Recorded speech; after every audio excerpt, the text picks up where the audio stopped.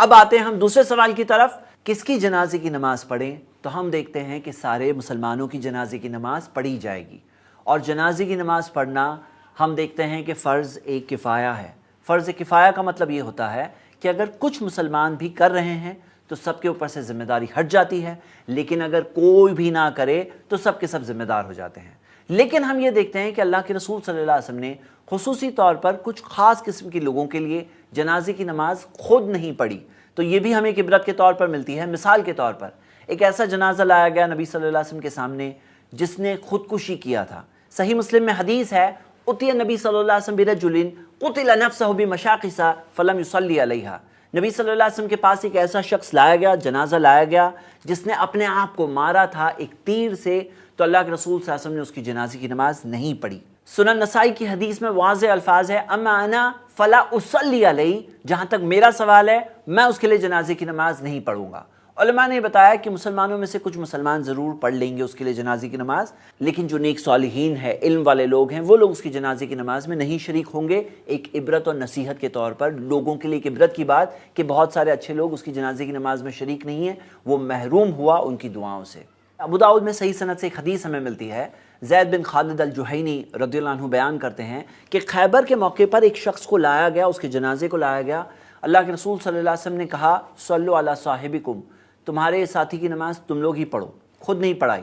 تو لوگوں کے چہرے جیسے کہ بدلنے لگے، تو اللہ کے رسول صلی اللہ علیہ وسلم نے فرمایا، ان صاحبکم غل فی سبیل اللہ، تمہارے ساتھی نے اللہ کے راستے میں خیانت کی ہے، چوری کی ہے۔ اور جب لوگوں نے ڈھونڈا تو پایا کہ اس کے پاس مال غنیمت کی کوئی چیز، بہت چھوٹی سی چیز تھی، ایک روایت میں آتا ہے چادر اور ایک روایت میں آتا ہے کچھ اور چیز، جس کی ویلیو 2 درہم کی بھی نہیں تھی، اس نے اس چیز کو چرایا تھا۔ اللہ تعالیٰ نے وحی کے ذریعے نبی صلی اللہ علیہ وسلم کو بتایا، اور نبی صلی اللہ علیہ وسلم نے اس کی جنازے کی نماز خود نہیں پڑھی، عبرت کے طور پر، نصیحت کے طور پر۔ سوچئے کتنی بڑی چیز ہے، آج بہت سے لوگ خیانتیں کرتے ہیں، انہیں اس چیز کا ڈر ہی نہیں ہوتا ہے۔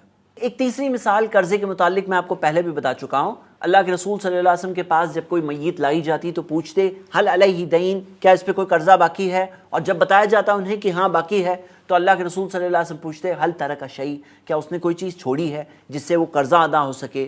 اور اگر انہیں بتایا جاتا کہ نہیں کوئی چیز چھوڑی نہیں ہے اور قرضہ ادا نہیں ہو سکتا، تو اللہ کے رسول صلی اللہ علیہ وسلم کہتے ہیں، صلوا علی صاحبکم، تمہارے ساتھی کی نماز تم لوگ ہی پڑھاؤ۔ ہم دیکھتے ہیں کہ لوگ آج قرضے کے بارے میں سوچتے نہیں ہیں، لیتے جاتے ہیں اور اس بارے میں عبرت اور نصیحت نہیں حاصل کرتے ہیں۔ ہم دیکھتے ہیں آگے کے دور میں جب بیت المال میں وسعت آئی، بیت المال میں کچھ پیسے آئے، تو نبی صلی اللہ علیہ وسلم نے تب فرمایا، انا اولا بالمؤمنین من انفسہم، میں مومنوں کی تو خود کی جانوں سے زیادہ قریب ہوں۔ فمن توفی من المؤمنین فترک دینا فعلی قضاؤہ، تو مومنوں میں سے کوئی شخص اگر مر جائے اس حال میں کہ اس پہ قرضہ باقی ہے تو میں اس کا قرضہ ادا کروں گا۔ ومن ترک مالا فلورثتہ، اور جو مال چھوڑے تو وہ مال اس کے وارثوں کے لیے ہے۔ یہ حدیث ہمیں صحیح بخاری میں ملتی ہے۔